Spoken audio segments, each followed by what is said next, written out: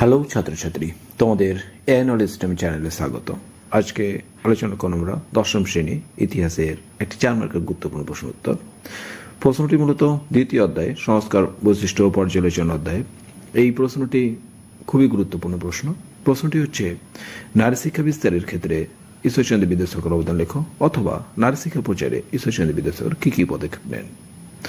তো এই প্রশ্নটি খুব গুরুত্বপূর্ণ। প্রশ্নের উত্তরটি আলোচনা করার পূর্বে অবশ্যই আমি তোমাদের অনুরোধ করবো এরকম ভিডিওগুলো পেতে অবশ্যই তোমরা চ্যানেলটি সাবস্ক্রাইব ও লাইক বাটন লাইক করে দিও। Thank you. চলো শুরু করা যাক আজকের প্রশ্ন উত্তর পর্ব। ভূমিকা। 19 শতকে বাংলা তথা ভারতের মেয়েদের ঘোমটার আড়াল থেকে বের করে এনে জ্ঞানের আলোয় আলোকিত করেছিলেন যে ব্যক্তিটি, তিনি হলেন ঈশ্বরচন্দ্র বিদ্যাসাগর। তিনি উপলব্ধি করেছিলেন যে একমাত্র শিক্ষার মধ্যে দিয়েই নারী সমাজকে মূল স্রোত ফিরিয়ে আনা সম্ভব হবে। তাই তিনি নারী শিক্ষা বিস্তারের বেশ কিছু উদ্যোগ গ্রহণ করেছিল। সেগুলো হলো নিম্নরূপ। 1. বিদ্যালয় প্রতিষ্ঠা।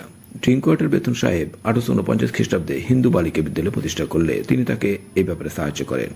এছাড়া তিনি নিজ উদ্যোগে 1855 থেকে 56 খ্রিস্টাব্দের মধ্যে 20টি মডেল স্কুল প্রতিষ্ঠা করেন এবং 1857 থেকে 58 খ্রিস্টাব্দের মধ্যে 17 মাসে, এটা মতো না, এটা মাত্র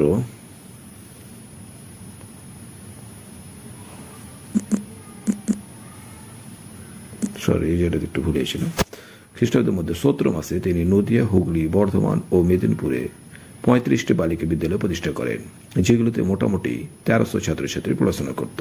2. স্ত্রী শিক্ষা সম্মেলন। নারী শিক্ষা বিষয়ে সচেতন গড়ে তোলার উদ্দেশ্যে বিদ্যাসাগর মহাশয় মেদিনীপুর, হুগলি প্রভৃতি জেলায় গড়ে তোলেন স্ত্রী শিক্ষা সম্মেলন নামক সংগঠন। 3. নারী শিক্ষা ভাণ্ডার। ঈশ্বরচন্দ্র বিদ্যাসাগর নারী শিক্ষা প্রসারের জন্য নারী শিক্ষা ভাণ্ডার নামক একটি তহবিল গঠন করেন, যেখানে সমাজের ধনী লোকেরা শিক্ষা প্রসারের জন্য অর্থদান করতেন। 4. পাঠ্যপুস্তক রচনা। নারী শিক্ষা প্রসারের জন্য ঈশ্বরচন্দ্র বিদ্যাসাগর একাধিক পাঠ্যপুস্তক রচনা করেন, যেমন বর্ণপরিচয় প্রথম ও দ্বিতীয় ভাগ 1855, বোধোদয় 1851, কথামালা 1856 প্রভৃতি। 5. অন্যান্য উদ্যোগ। এছাড়া ঈশ্বরচন্দ্র বিদ্যাসাগর 1872 খ্রিস্টাব্দে শিক্ষা বিস্তারের উদ্দেশ্যে নিজ উদ্যোগে কলকাতায় মেট্রোপলিটন ইনস্টিটিউশন প্রতিষ্ঠা করেন, যার বর্তমান নাম ছিল বিদ্যাসাগর কলেজ। তাছাড়া 1890 খ্রিস্টাব্দে তিনি বীরসিংহ গ্রামে তার মায়ের স্মৃতিতে ভগবতী বিদ্যালয় প্রতিষ্ঠা করেন। উপসংহার।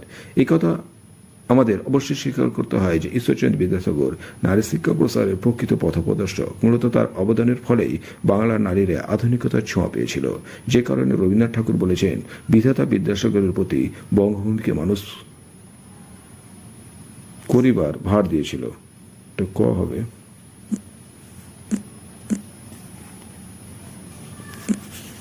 মানুষ করিবার ভার দিয়েছিল। তো এই ছিল তোমাদের আলোচনা পর্ব। তোমরা অবশ্যই খাতায় লিখে বাড়িতে প্র্যাকটিস করতে থাকো। Thank you.